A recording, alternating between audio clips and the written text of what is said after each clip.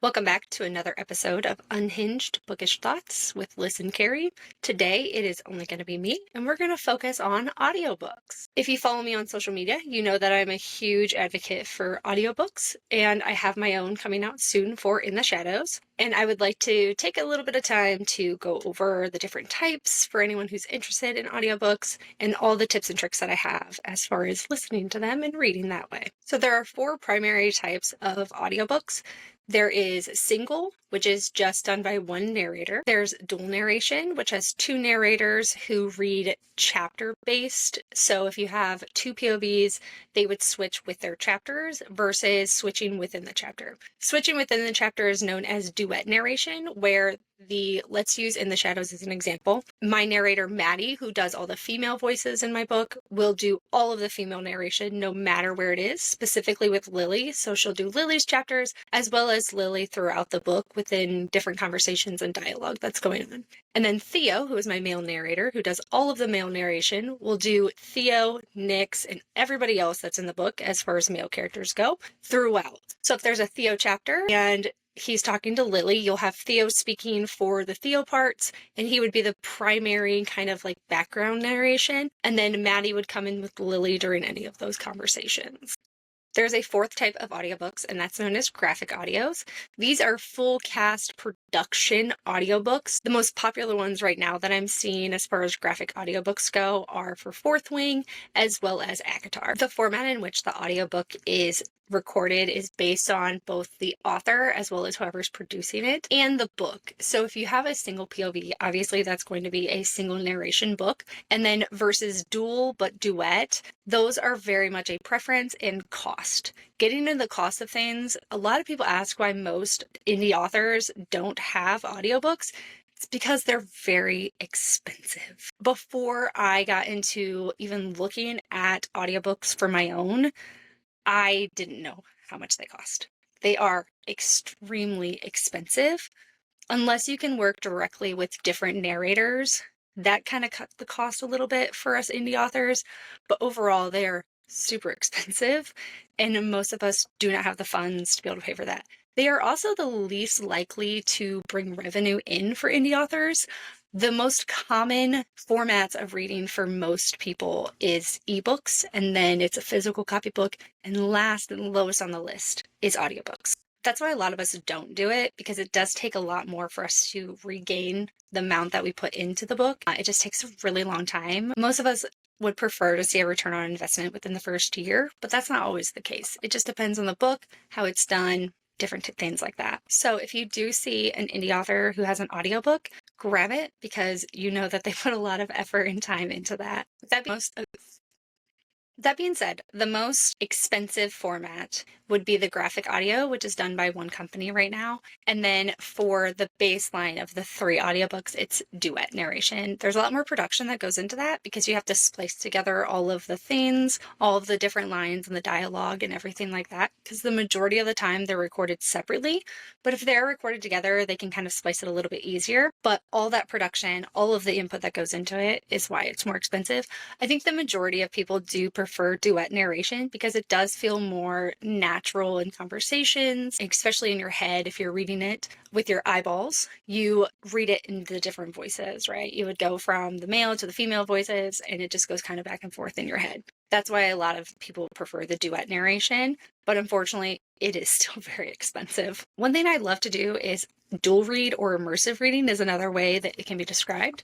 It's where you have the physical or the ebook version of a book, and then you also have the audiobook. So you're listening to it through your ears while you're also eyeball reading it on whether paper or in ebook form. This is actually my preferred method of reading for any fantasy because it's so heavy and so immersive in the world building that I have to have something to listen as well as to see it on paper. So I can kind of like process both in my brain at the same time, and it helps me understand all of the information that's being given to me a lot better than when I just maybe eyeball read it. For me, a lot of people's brains are very different. And so when it comes to me, I actually process things better auditorily versus through visual. So with my brain, and this does work for A lot of people who are on the spectrum, so if they have ADHD, they like audiobooks because it keeps their brain active while they can do other things. For me, that's exactly why I love audiobooks, because I can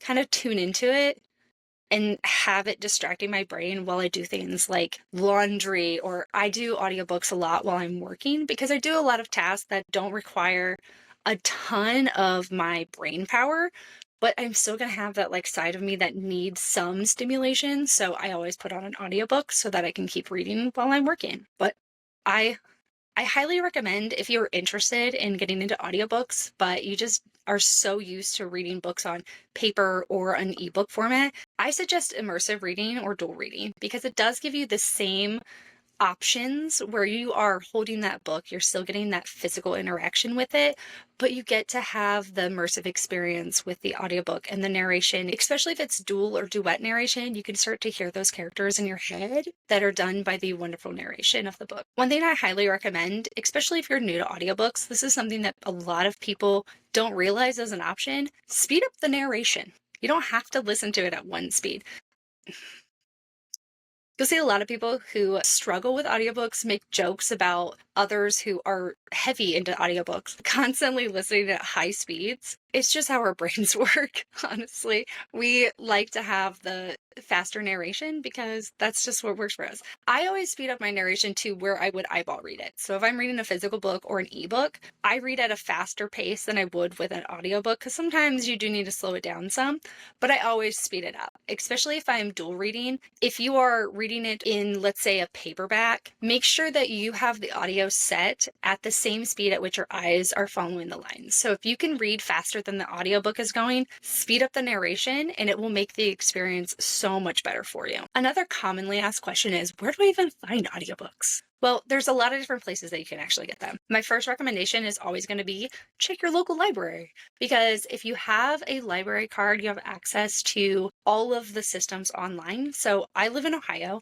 and I have access to the Ohio Library and really any library in the state of Ohio. And so for me, I can go through and see the library books that have the audio one I want versus having to like buy them all the time. We're all about staying on a budget here. And audiobooks can be expensive, again, because they are expensive to produce. Just go with your library. I know I have a plethora of holds and loans that I have through my library right now, and that's because I love being able to use my library for it. Ohio has 2 different apps for our library system. Each state varies a little bit, so double check with your library. Just give them a call or even email them and ask them what they have. Some websites will also list it too. In Ohio, we have Libby as well as Hoopla, and they have different libraries on each of them. You're not going to get the same thing. So I'm always double checking where stuff is. A lot of people ask, can I get spicy books to my library? Yes. Yes, you can. I have read the entire Ice Planet Barbarians series. Not the entire thing. As far as I've gotten, I think I'm on book 7 now of Ice Planet Barbarians, all through Hoopla. I've also read several Katie Robert books through Hoopla. They tend to have a little bit more spicy books, but you can definitely get stuff off of Libby as well. Like I said, there are different systems per library, so make sure you're asking so that you can get the right apps and you can get all the books that you want. A lot of people complain that there is a wait time. There is, but let's be honest. We all have 1.5 million books on our TBR. Am I wrong? No. So go ahead and just put that loan in. And then when it comes up, you can either go ahead and accept that loan, or you can push it off. And that's a lot of time if I'm not in the mood for a certain book, because we all know I'm a terrible mood reader. If I'm not in the mood for a certain book and it comes up on my library from Libby as an option, I will usually like extend it so that the next person in line can read it and it'll come back to me once they're done. Sometimes I put it out even further because there's like a dial you can do with Libby where it can be like 7 days, you can do 14, you can kind of move it wherever you want.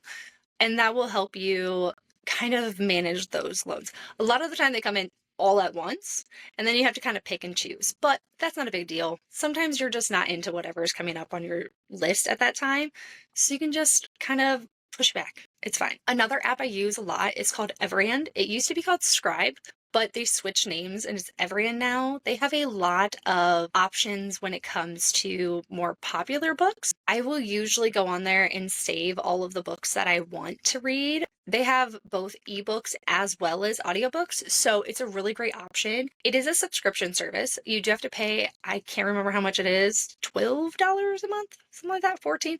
It's like Kindle Unlimited with an asterisk on that. There is a limit to certain books from like more major trad publishers. They'll put a limit on it. I can't remember how much it is. It's like 8, 9 books maybe, but there's still a lot of books that you can get regardless of that. I do find that it does still have a lot of spicy books on there, so if that's more your style, this is a good app for that as well. I don't use this one a lot, but I have been trying to use it more. It's Spotify. If you have a premium membership with Spotify, you are able to listen to 15 hours of audiobooks for free. That is fine and dandy, except if the audiobook is over 15 hours and you get cut off midway. So I suggest kind of using that for maybe smaller audiobooks. I recently did Incidents Around the House with that, and it's a smaller audiobook, especially if I increase narration. I think it only came out to like 6 hours or something like that. For the entire month, that's what I've used. And then I try to aim for a smaller one for a second book with it. But it's part of my membership, so I'm definitely actively trying to use it a lot more. Same with Everand. If I can use those two, I'm already paying for them. Especially if I can't find them on my library, I'm going to go to the ones that I'm already paying for first versus Audible. Audible is fantastic. You get 1 credit per month with Audible, and then you do get access to their exclusive library as well. Things like Bridge Kingdom, which is huge. It's an amazing series. I haven't read it myself, but it is high on my list, is also on there. There's a ton of books that are also part of their exclusive program that you get free access to. So you don't need to use your credits for them. They're just there. You can download them at any time and listen to them. Those are the most common apps I use. If there's more, I'll be sure to let everybody know about them, but typically those are the ones I float between. There's also a Stuff Your Earbuds event that comes up at least once a year. A lot of the time it's twice a year. And these are exclusive indie author audiobooks that you can listen to on a variety of apps. It just kind of depends on where the author has it. I have found some on Barnes and Noble, so their Nook app. Libra is another big app that people use. I don't use it very much. I have a couple credits that I've gotten from them, and I use them to get audiobooks. I have an audiobook for The Broken Blade, and that's on there for me to listen whenever I want. One thing with audiobooks that people I don't think realize is you can actually get advanced copies of audiobooks as well. So instead of an ARC, they're called ALCs. So ARCs are advanced reader copies and ALCs are advanced listener copies. For me, I'm going to use it as an example because it's just easier. For my book, In the Shadows, I'm going to have an audiobook and I do plan on releasing some ALCs. So people will be able to sign up just like you would for an ARC. And then you would get an advanced listener copy of my book through BookFunnel.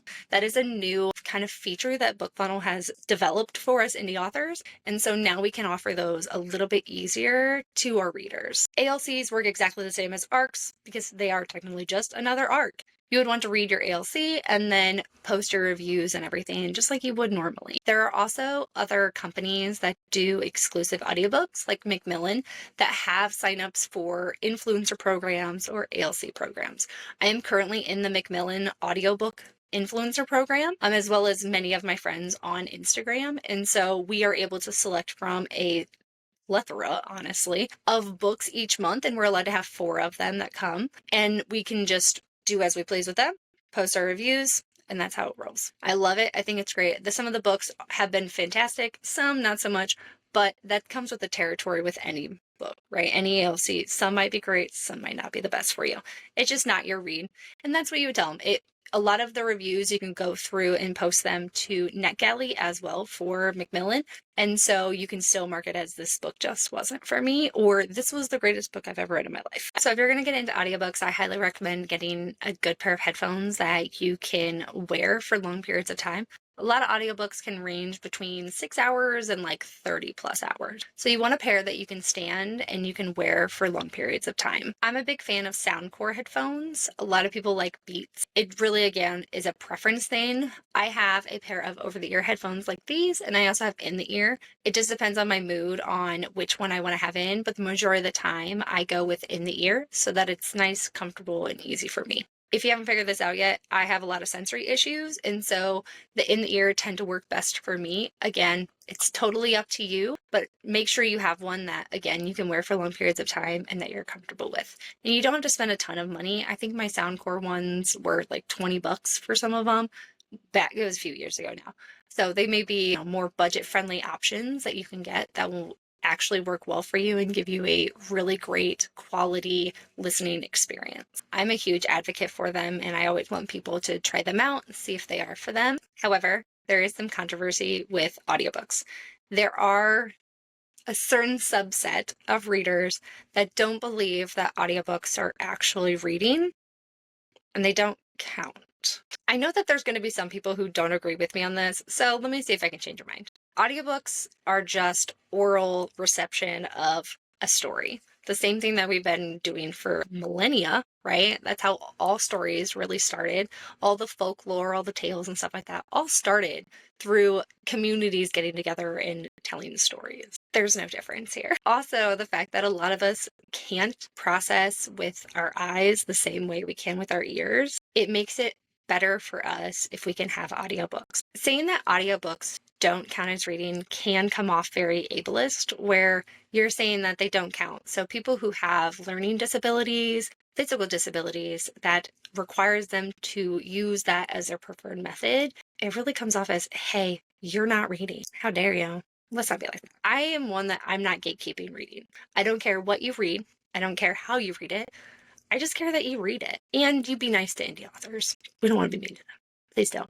It hurts our feelings. But we want to make sure that we're allowing anyone who wants to be in this book community to come in, no matter what their status is. So someone who has loss of vision, we want to be able to they want to have options as far as reading. Let's give that to them. People like myself, I can't sit still. I have ADHD. I'm autistic. I can't sit still long enough to read a physical book, or if it gets boring, I fall asleep.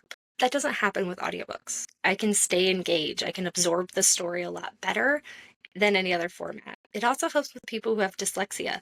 They may not understand the words, but if they're dual reading and they can hear the words as well as see it at the same time, it helps them to understand this is the proper pronunciation of these words. And isn't that what we want? People to learn and grow and be happy? I want to give everyone options of falling in love with reading. I hated reading growing up. If you have followed me at all or even read my author bio, I failed Hooked on Phonics. That's not a joke, okay? I failed Hooked on Phonics. I vividly remember trying to learn how to read through these cassettes. Yes, I am that old. I had cassettes, okay? I'm old. I remember trying so hard and just sobbing and it becoming a chore. And I hated reading for the longest time because I couldn't read the books that they were giving me. I learned how to read, but I always had this stigma, this hatred towards it because I didn't like it, because I couldn't do it. I wanted to so badly be like everyone else. And I had friends growing up that loved reading, that would get lost in books every weekend. I couldn't do it. Couldn't do it. And even when I got back into reading now, a couple years ago, I've been on Instagram for going on 3 years now, 2 years, something like that. I don't even remember. In a while. I started reading again in 2022. And at first, I didn't do audiobooks. And then after a few months, I said, why don't I try that? Would I be able to get into books more? And it opened a whole new world for me. I had no idea this was a thing. No idea. I know that's like kind of dumb looking back now, but I didn't know that that was a preferred format of reading for some people. And that because my brain is different, that it helps me be able to read. I never would have started reading. All these books behind me, all the books that are in my office, all the books on my Kindle, that never would have happened. My book never would have happened if I didn't discover audiobooks. It opens up so much to people, which is why I am so adamant when people sit there and try to tell me audiobooks don't count as reading. I'm getting the same information as you. It doesn't matter. Let's not gatekeep it. And there is new science that shows that when you physically read a book, so when you eyeball read it, this is how I refer to it, eyeball versus ear hole reading, okay? If you eyeball read a book, or if you ear hole read it, it's the exact same way. Your brain processes it exactly the same. no different. So for us that can't sit down and read a book, let us do our thing. Let us counter audiobooks. There's no reason not to. We're all absorbing the same information, right? Just because I read the entire Throne of Glass series, actually all of Sarah J. Maas via audiobook, doesn't mean I didn't absorb the exact same story. I wouldn't be as obsessed with this if I didn't. I would have never have gotten through Throne of Glass or Akatar. Actually, I never would have gotten through Akatar ever. I would have put it down and never picked it back up. And then I would never have discovered this book community. I would not be where I'm at right now in this current day without finding audiobooks. And I think that alone should tell you why everyone should be open to people reading audiobooks. Just let them do it. Just let them do it. I hope you got a little bit out of this. I hope you got some information. If you are new to audiobooks, some kind of tips and tricks, you can always DM me. I'm more commonly on Instagram at Ink of Fate. You can always get on Instagram and DM me. I'm more than willing to talk to anybody about audiobooks whenever. Just DM me. So if you are new and you want any more tips and tricks, just let me know.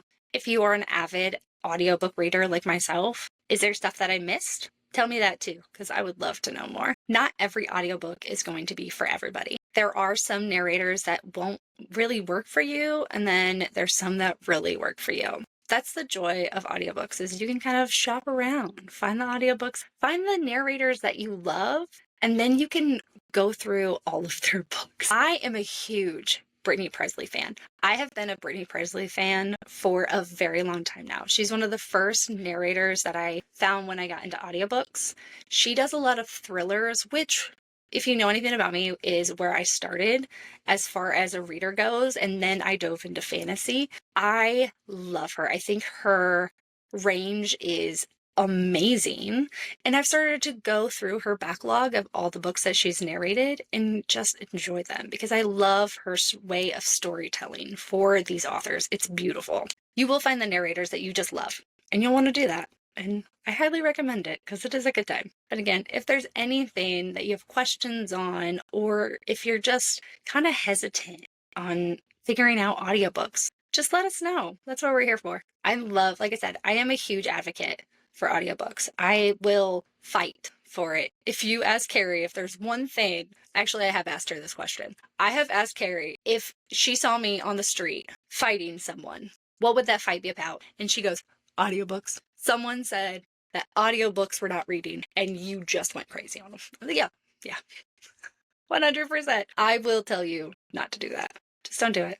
Let's not gatekeep reading, okay? As always, we want to remind people to read what you want and don't be a dick.